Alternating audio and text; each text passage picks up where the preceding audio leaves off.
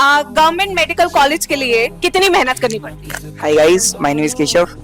मतलब सीट्स काफी कम है और नंबर ऑफ एस्पिरेंट्स बहुत ज्यादा है, तो मेहनत तो आपको उस हिसाब से करनी पड़ेगी। बट यही टाइम अगर बहुत ज्यादा मेहनत कर लेते हो, फिर कॉलेज में इसका हाफ का हाफ, मतलब बहुत कम मेहनत करनी पड़ेगी, बहुत चिल लाइफ हो जाती है। तो अभी मेहनत करने से डरना नहीं है। अभी लास्ट के ओनली 85 डेज बचे हैं, तो इस पे मतलब मैक्सिमम पढ़ना है। सोने और खाने के अलावा सिर्फ पढ़ना ही पढ़ना है। जितने आप दे सकते हो, 14 आवर, 15 आवर, 12 आवर, जितना मैक्स आप दे सकते हो उतना पढ़ना है।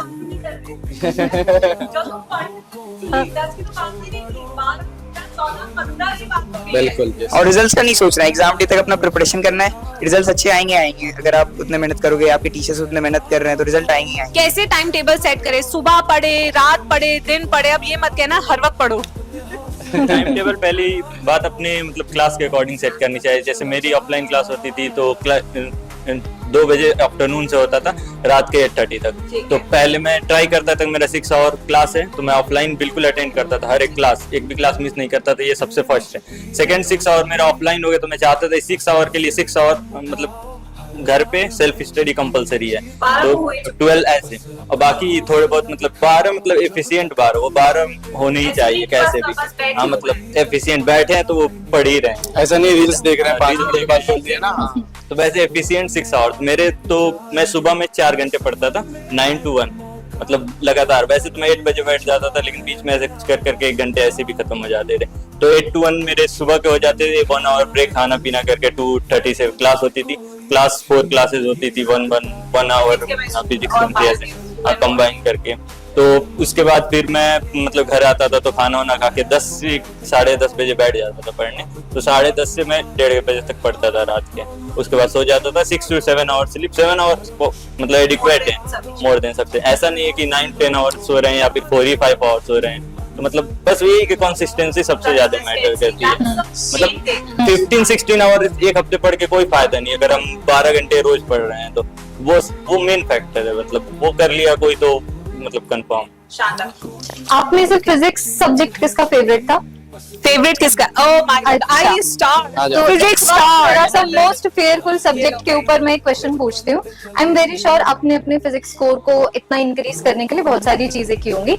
स्टूडेंट्स को नंबर 1 एडवाइस क्या देना चाहोगे that this is something that always works?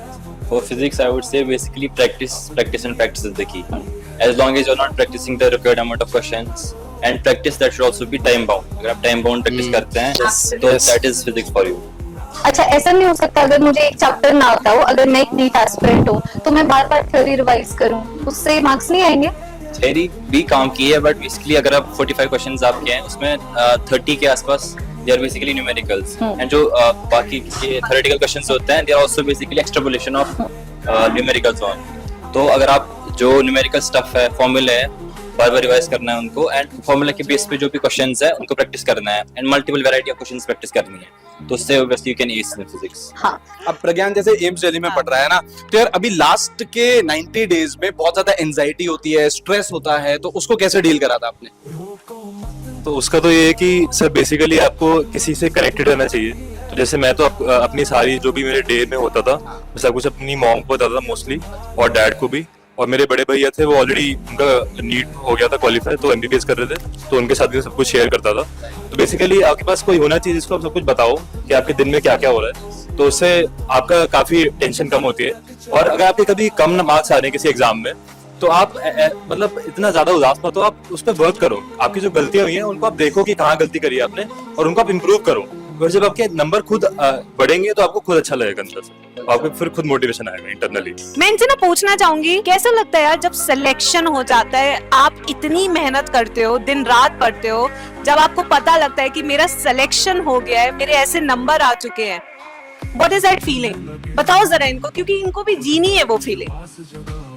Ma'am at first तो रियलाइज ही नहीं होता कि हम इतना अच्छा स्कोर कर दिया। जब मेरे को फर्स्ट टाइम 700 मार्क्स मिले थे, तो मेरे को अपने आप में रियलाइज नहीं हो रहा था कि मेरे इतने अच्छे मार्क्स आ गए हैं। और पूरा फैमिली का माहौल बहुत अच्छा था, मेरे पेरेंट्स, मेरे रिलेटिव्स बहुत खुश हुए।